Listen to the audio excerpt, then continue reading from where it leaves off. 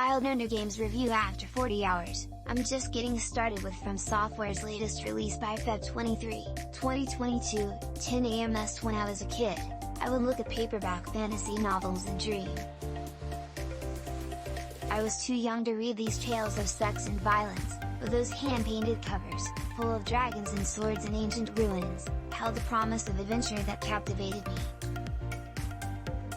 It's a feeling I continue to chase when I went on my own fantasy quests and games dating back to the original Legend of Zelda.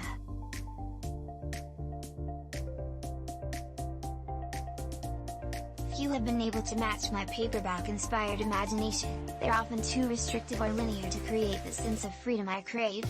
None have gotten as close to that feeling as Elden Ring. The latest release from Bloodborne and Sekiro developer FromSoftware, Elden Ring is, at its most basic, an attempt to merge the studio's distinctive action RPG formula with an expansive open world. Think of it like Dark Souls meets Breath of the Wild, and you're close. It's an ambitious premise, but it's also one Elden Ring more than lives up to. It has everything you'd expect from the developer: deep and challenging combat, complex systems, lore that's equal parts beautiful and sad, and fuses it with an absolutely gigantic world that you can explore however you like. Elden Ring's premise is, admittedly, a little generic at first.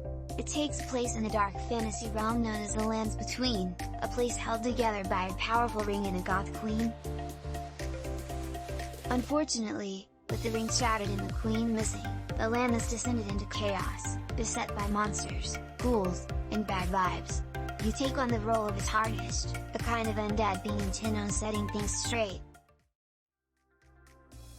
The initial world concept was crafted by Game of Thrones author George R.R. Martin, but if it wasn't part of the game's marketing, I'm not sure I would have noticed his involvement.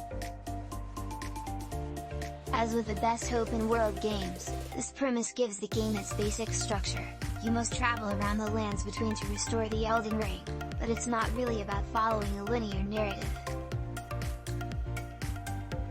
There is a golden path that gives you some guidance to the next major boss or event. It's a bit like the guiding wind from Ghost of Tsushima, which you're free to ignore if you really want to. There are a few roadblocks to progression, but for me, the best part of Elden Ring is how open it feels. There was a moment early on where this really clicked into place for me.